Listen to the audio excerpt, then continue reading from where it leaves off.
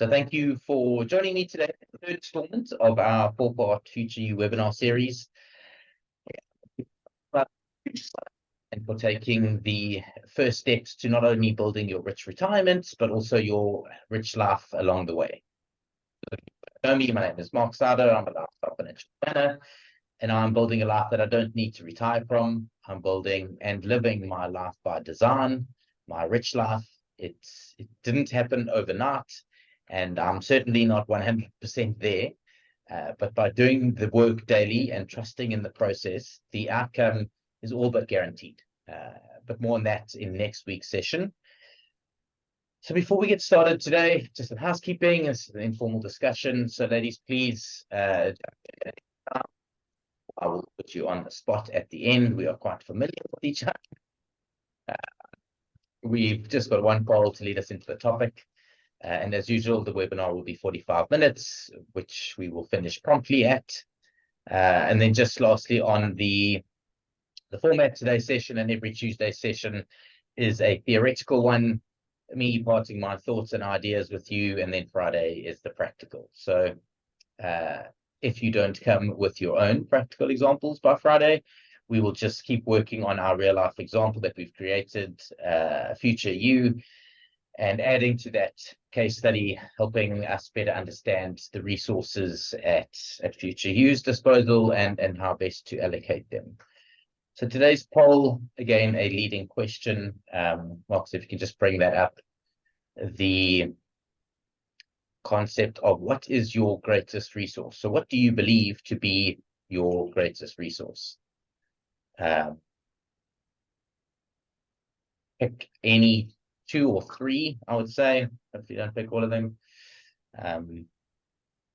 Marcus and I did this earlier just to see how aligned our thinking is. And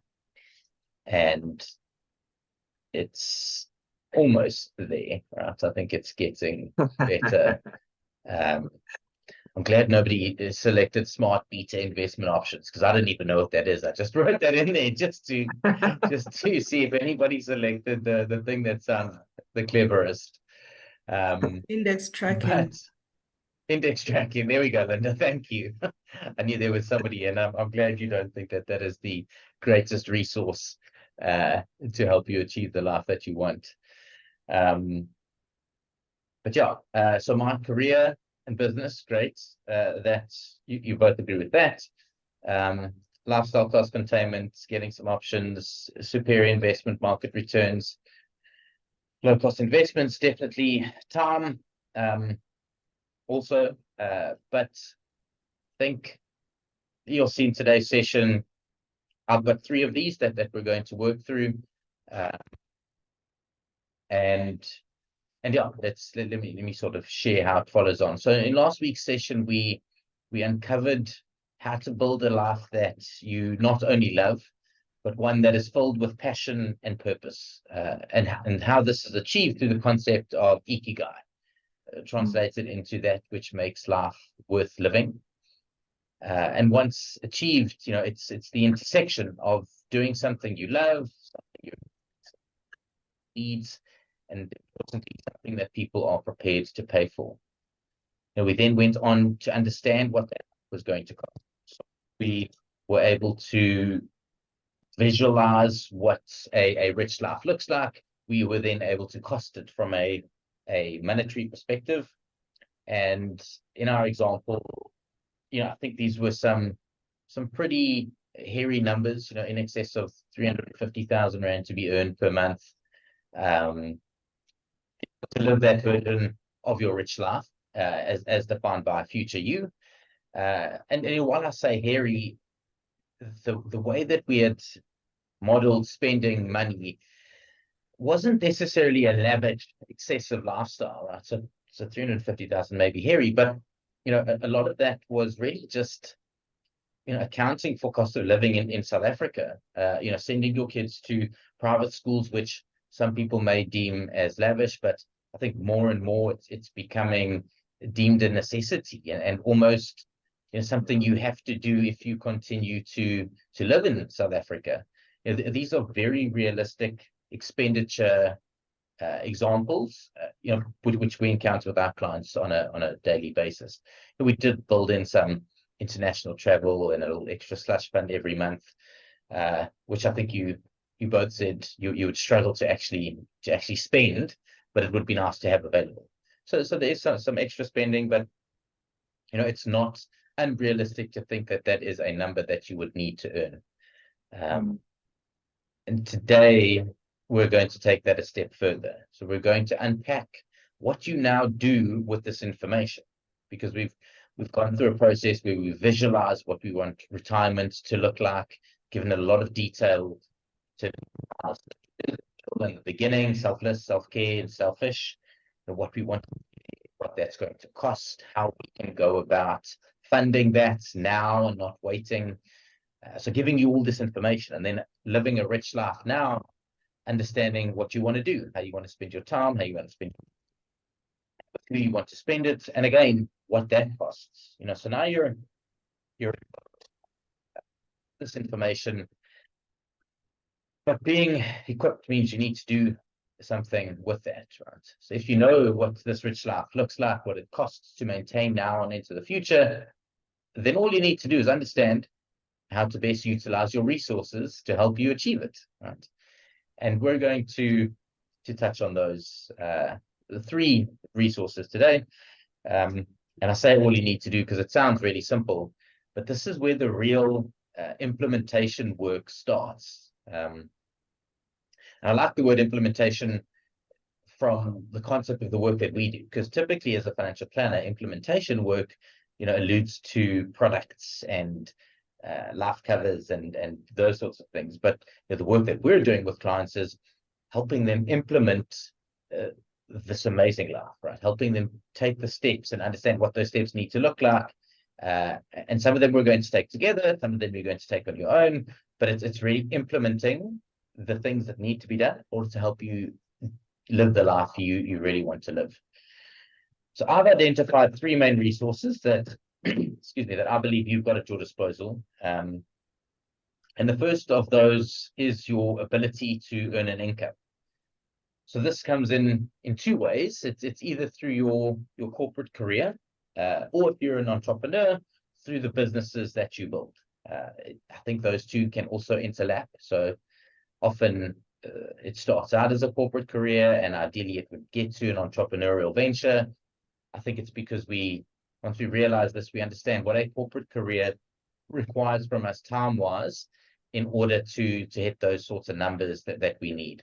So that trade-off between time and money sort of gets blurred, and we spend a lot of our time earning the money.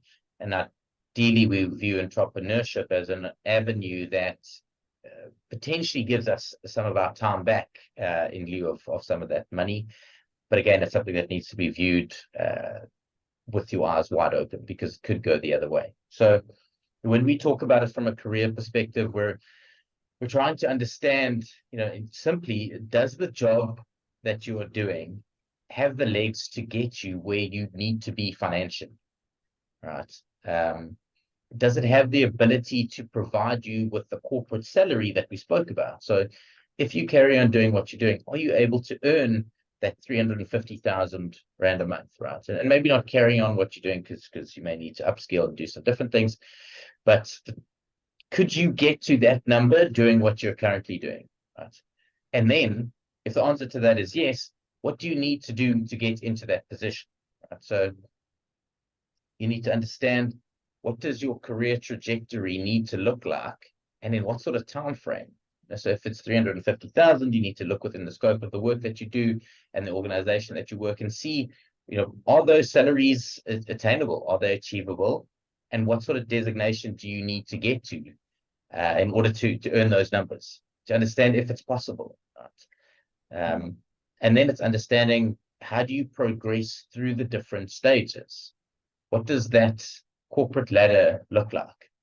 And then I guess importantly is, do you currently have the skill sets needed to reach that position?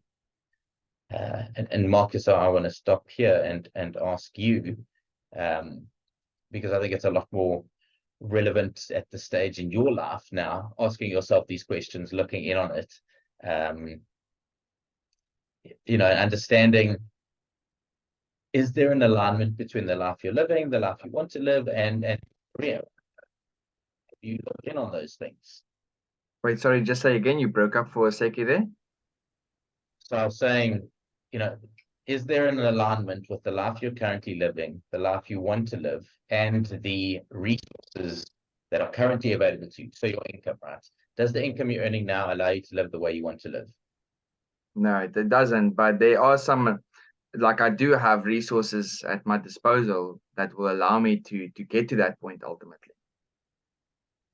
Yeah. So I think the idea is that if you evaluate your career, can you get there doing what you're Definitely, doing? yes. Definitely. Okay. Yeah. Okay, so there's that option, right? So I think that's positive. I think if we look at it from an entrepreneur's perspective, it's, you need to evaluate the business that you're building against the ability that it has to provide you with the desired level of income that you need to fund this rich life. Right? Once you look at your career / your ability to earn an income through this lens now, it gives you direction behind every decision that you make. If you're in the corporate world, you need to make your intentions known, right? If you're working to a 350,000 rand monthly income, you need to let people know that that's the trajectory you want to be on. Right? You need to let HR, you need to let managers, business owners know what you want from your career, and that you are prepared, importantly, to do whatever it takes to get there. Right? So if you've identified that money is attainable, you need to let people know. If you don't tell them, they're not going to come to you and say, hey, do you want this that is potentially on offer? Right? You're going to have to put your hand up and tell them. And if you run your own business, it really gives you clarity around the types of clients that you work with, or the products or services that you sell. If those clients or those products or services don't help you get closer to that income number, then you've got to ask yourself, why are you taking them on? Why are you pursuing something that doesn't move you closer to your rich life? And I think that is quite hard to do, right? Because you're putting yourself out there, you're holding yourself accountable, and you're really living intentionally, which the upside to all of that is an amazing life. But these are hard things that we have to do on a daily basis. It's having a conversation with somebody that says, look, I want to be there. Firstly, that's a bold move. And it may not always be met with open arms and like, oh, great, I'm so happy for you. Here's your clear trajectory to get there. In the corporate world, our experience, or our clients' experience, is that it's very dog eat dog environment, right? If you are that person earning 350,000 rand a month, there are a lot of people who look in on you that want what you have, want what they perceive you to have. They don't understand what it's taken to get there, but it's not this nurturing environment where everyone's so supportive and allows you to carry on climbing. And once you get to a certain level, people become jealous, right? We've seen it in clients who've moved from different organizations to places where they've had to make a decision, say, look, currently in this role, I'm not going to get to the income level that I need to get to. So they've made corporate changes, and they find themselves in an environment where, yes, the income potential is there, but everybody's after it. So it's not supportive. It's very, very tough to maintain that and to get there in a I don't know, in a supportive environment. So what we're getting to is that your career is your biggest asset, and one that you are in control of from day one. You have the power to mold it into that which you need it to be. That doesn't mean that it's easy, right? But if you know what the income is that you need from it, you can look in and say, well, can I get there, right? If the role that you're in or the organization that you're in, the only person earning the CEO, and you need in order to earn that level of money, well, you've got to figure out what is the likelihood of that happening. And if it's not, you need to do something with that information, right? The writing is on the wall, so you need to either adjust the life you want to live, or you've got to move. It sounds simple, but those are really, really hard decisions, because now you've built a safety net. You're comfortable. People know you. You've got a reputation here. But if this career or job is not going to take you where you need to go, you've got to move. You've got to do something about it. So it's tough. I think it's hard to make those moves, but it really is, if you're aligned and if it is aligned to living a life that you believe in, then you've got to make these tough decisions. After your career, right, or your ability to earn an income, the next thing, which is solely, is the ability to control that which you spend and save. Right? So ultimately creating a budget surplus or a budget deficit. Now, this sounds, again, these sound very, very simple, but aren't that easy. Spending less than you earn and saving the rest is the second biggest asset that you've got at your disposal. How much money you spend daily and on what is all within your control.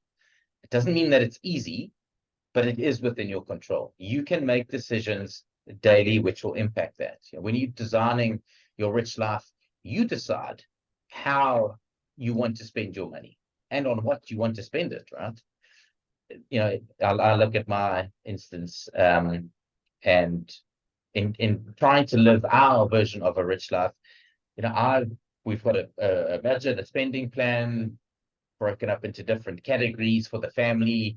There's the weekend spend for Cole and I, there's spend for the kids, there's family spend, but it's not infinite. It's capped, it's limited, and I've got to be the one who enforces those limits. We've had to figure out ways to enforce that. How do we do it to remove the most amount of friction? One that gets my wife and I on the same page, one that gives her control, as much control as what I have in how we spend. One that allows the kids to still have fun, but not think that there's a bottomless pit. We're not quite at the stage where they're grateful for any of that, right? They just think that there should be more and more, and they can't understand why, if they had an ice cream at 10 o'clock at the beach, they can't have another one after dinner at 5 o'clock. That doesn't make sense. Or why we went to the aquarium and we can't go to the zoo the very next day. That doesn't make sense. But the point is that it's not easy, and somebody has to sort of enforce it, right? But if it means that we get to live this life, a life where I get to spend a whole bunch of time with them doing things that are fun and things that they will remember, then you've got to put those limits in place. So building a realistic and workable spending plan and then sticking to it is key for this resource. This enables you to take control of what you spend money on. Importantly, it also puts you in control of how much you save. Right? So doing this allows you to create financial guardrails. And I'll talk about this quite a bit, but guardrails are there typically to protect you. Right? So number one, to protect you in this scenario, to protect you from yourself, overspending, overindulging, and then dealing with the guilt that is attached to that. Because ultimately there is guilt attached to things that we anything over has guilt, right? If you overspend, you overindulge, you do things in excess. If you haven't created an allowance for it, we tend to feel guilty about doing it. So these guardrails are there to protect you from others. A lot of people that we work with are, primary breadwinners, not just in their immediate household, but so parents, cousins, family members. If you put guardrails in place, it just helps you to be able to say no, right?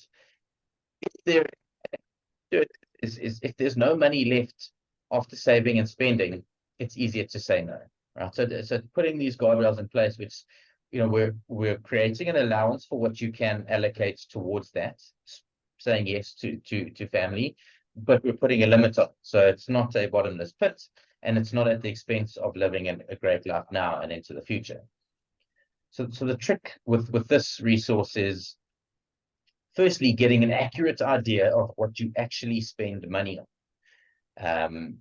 And that means a deep dive into bank statements. We like to do this together with our clients.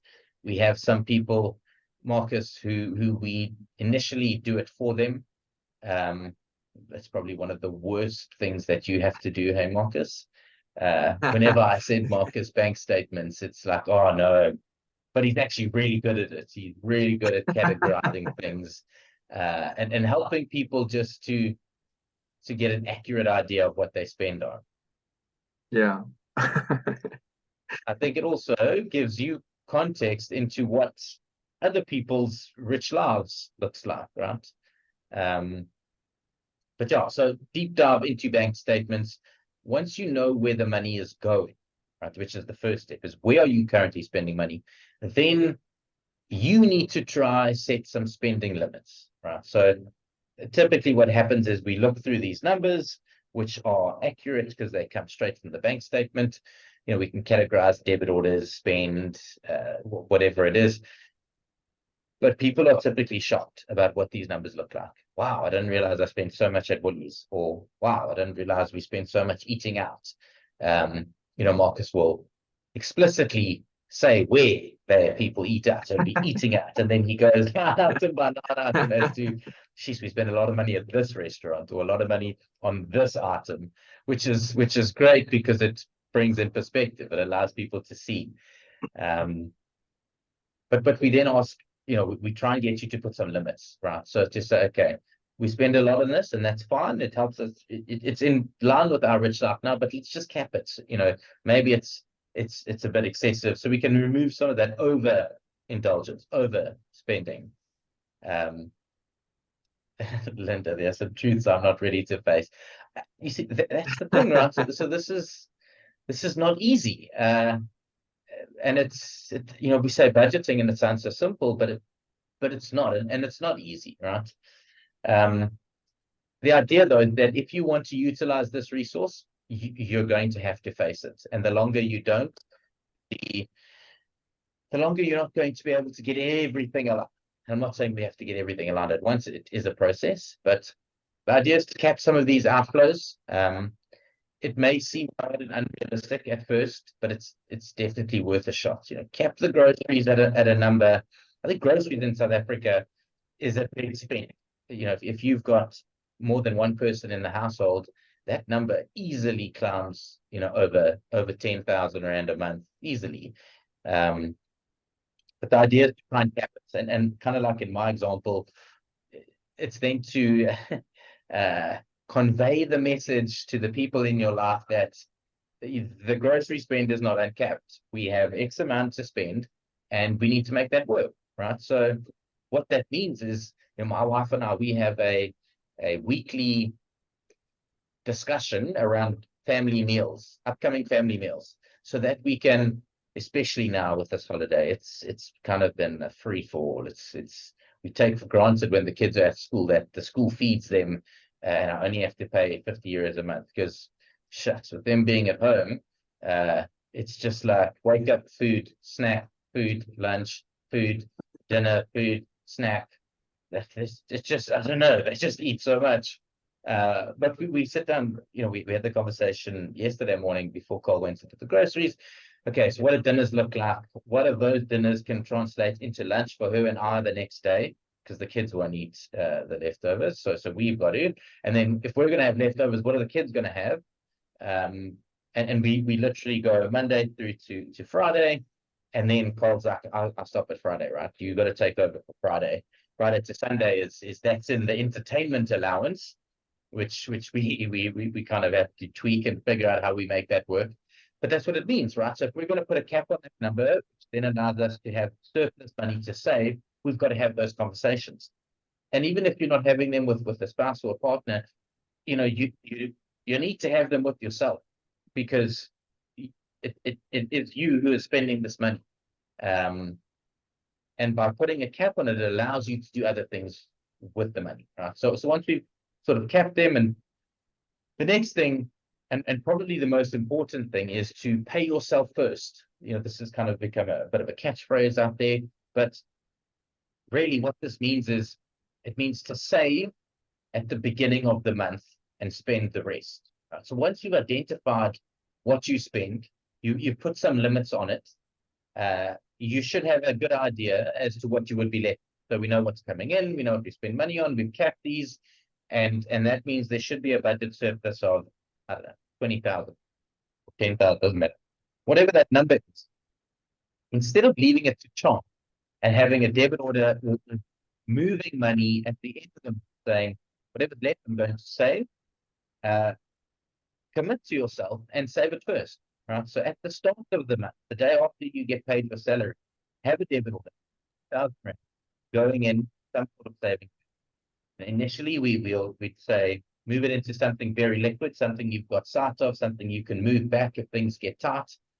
But the idea is that you save this amount first, and then you spend within the limits that you've set. This too can feel very daunting, because what if you get to the end of the month and there's not enough money? What if you couldn't stick to those limits that you've set and there's not enough money? Now what am I going to do? That potential lack of control is huge deal. But what we do is, we'll say, pay yourself first, even if the first couple of months it's just moving it into a money market account, and then seeing how far to next payday you make, and then we can adjust that number. And that's the last point on this is you then need to revisit and tweak the spending and saving plan until it suits you and the lifestyle that you want. I tried it initially here, and we were very, very strict on it, but that led to a lot of conflict and unhappiness between my wife and I and kids. And that wasn't part of living and amazing. Dealing with that, all because we're big. So you need to tweak it. It needs flexibility before you implement it in a hard and fast way. Right? So, but the idea is that you do this. So, Linda, it does mean that you're going to have to look at it, address it, put limits in place. That's the best way that makes it work for you. And then, lastly, and my opinion is that this is the least important resource, but also one that my industry puts the most emphasis on, because that's how they earn, is the ability to generate an investment return, i.e. the return that your money gets while it's invested. This is also the resource that you have the least amount of control over. So the least control of what that pot of money that you have earned and invested can do, right? If you think of it like this, so you invest your hard-earned money in the stock market. So we invest in equities, the great companies of the world. What control do you actually have on what the money is going to do? The stock market is going to do what the stock market does, which is go up and go down. And so too does the value of your investment. If we just look at the JSE year to date, we started the year out incredibly well. We had clients coming with all sorts of theories in the beginning saying, look, Mark, really hopeful. I've looked at the data before, and when we started, the first month or the first 2 months up 8%, we normally go on to very high double-digit numbers. Should we be making different calls? I really don't know. My initial thing is no. Let's be risk averse. Do things which are more in your control. We look at it now. So we were about 10% at one point. Last week, I think the JSE yesterday was positive, but it ended, I think, a 5-day losing streak. Right? It went from high double-digit numbers during the course of the year to close to a 2% return for the year. The 2% is still 2%, but you've actually lost 8%, right? So that roller coaster of emotion has been from 0 to 8 to 10 to 6 to 2 to 0. Where does it go to next? I'm not sure. The thing is, do you have the stomach to watch that roller coaster, right?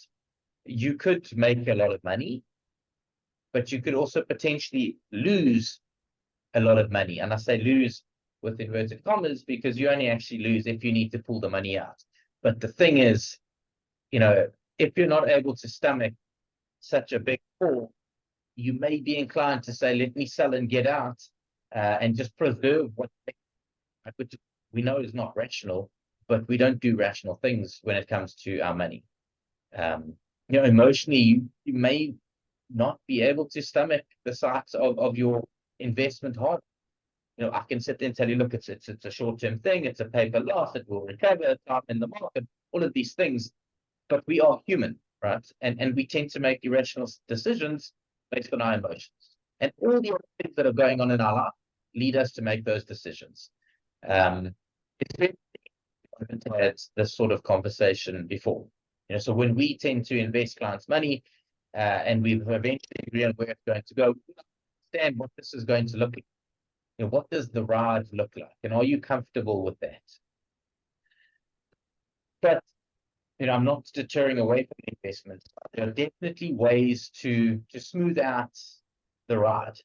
Because ultimately, if you do the first two things really well, so if you get your career to where it needs to be, or your ability to earn an income, generate money that you do, if you're able to get your spending and saving under control, and you create a budget surplus, and there's money to put away every month, you know, that means that there's going to be money that needs to be invested, right? Which is great.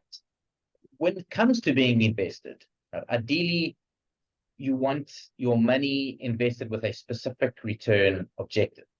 So the return objective would be dictated to by the life you want to live in retirement and the life you want to live now. And hopefully it's not just simply the return objective of the highest return, right? Or the best investments, or, you know, what is the new flavor of the month? You know, these are things we want to avoid. Right? These are things conversations we don't want to have because it's things we can't control. You know, the conversation around the bribe about the guy who got 20%, you know, I don't know how he got that, why he got that, where he's actually invested. It's not things that we can control. This return objective that we work towards is determined by the lifestyle you want to live, so your rich life.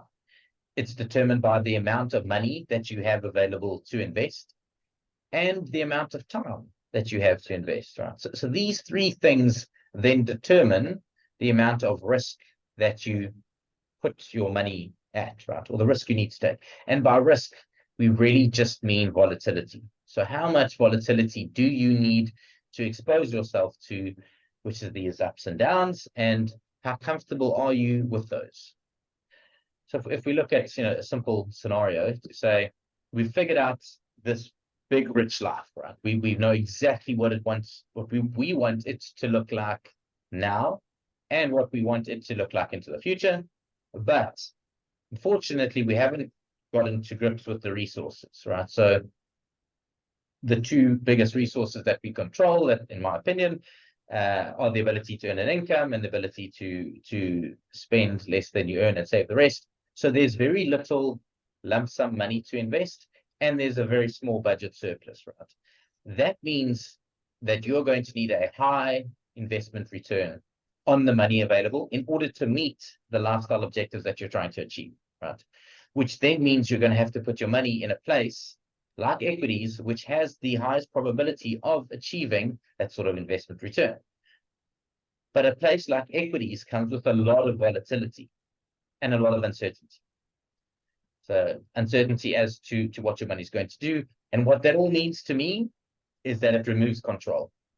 It removes your ability to sleep well at night, knowing that your money is doing, or that your money is in a safe place. It removes your control as to, if I need liquidity, do I have it? You may have it, but the market could be down, but your money has to be in the market because your return assumption is so big. It's not a great world to work in my opinion. The second scenario is we've got this big, rich life, but you've taken control of your career, you've taken control of your ability to save, and now there's money available, right? So there's lump sum cash that becomes available. You've created a healthy budget surplus due to your spending plan and caps, which means you can put your money in a place with a lot less ups and downs, right? Less money having to be invested in the potential high returning / volatile things, right? So less money has to go into equities because we don't need such a huge return.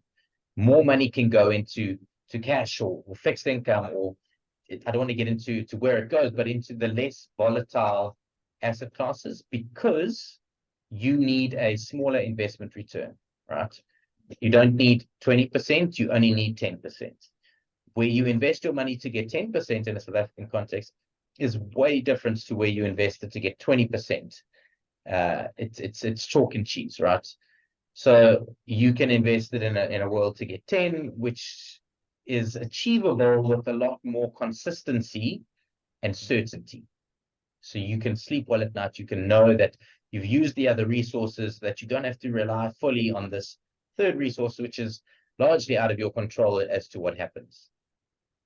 So in my humble opinion, if you take control of your career or the business and align it with what your rich life requires, because now we know what those numbers need to look like, and then you put a savings plan with limits in and you pay yourself first, i.e. you save first that which is provided for by your career, and you don't gobble it all up into lifestyle creep, right? Which lifestyle creep is not living a great life, right? Living your rich life is the one that you've identified are the things that make you important. Lifestyle creep is, as you earn more, you spend more. And it typically gets spent on consumption, on things, on stuff. But if you've done those two things correctly, you'll be able to invest your money in places where your return requirement is easily and consistently met with the most amount of certainty, ensuring you get to live a great life now and into the future. And that is my views on your three biggest resources. I hope that's made some sense. We've got 1 or 2 minutes. If anybody's got some thoughts or some questions, we can jump onto those.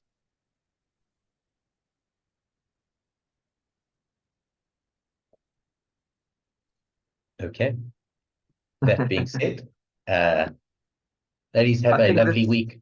Yeah. I just want to say something quickly. Sorry.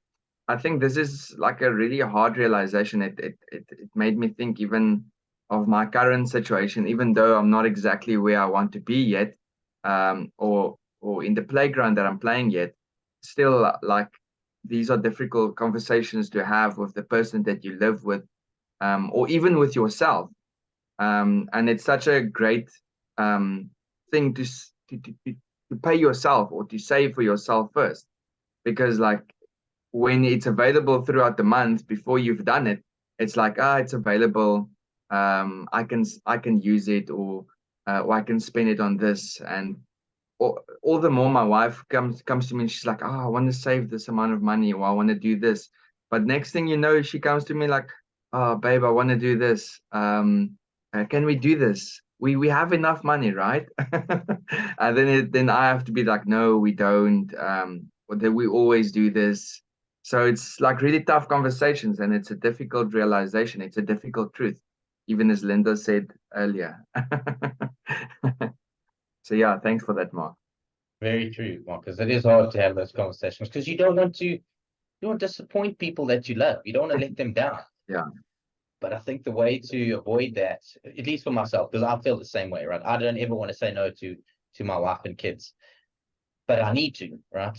And the way that I get around that is having the conversation up front, so they know that this is what it is, this is what the limits, this is why we're doing it, and then they also take some of the responsibility. I think it's sharing the responsibility. Yeah. I think you also discipline yourself better when you're accountable to somebody else, because right now I'm my own approver, so I just kind of that's a danger to myself. Yeah, that's very relevant, Lyndon. I think that's why we need to build financial guardrails, right? It's so that you're aware, right? I'm not an approver, right? So now you know that. And now every time you self-approve something, one of us sitting here said, oh no, this is not. And it's putting those guardrails, right? So that you don't fall into that trap repeatedly. Because that Yeah. it's instant gratification, which may or may not be aligned with the life you're trying to lead. And if it's not aligned, then it's just going to lead to further misalignment down the line. Sure, lots of lines there. Thanks, Mark. It's been great. Cool. Thank you, Linda. Thanks, Eva. Thanks, Thank you. Marcus. We'll see you on Thank you, Friday. ladies. We'll see you guys on Friday. Perhaps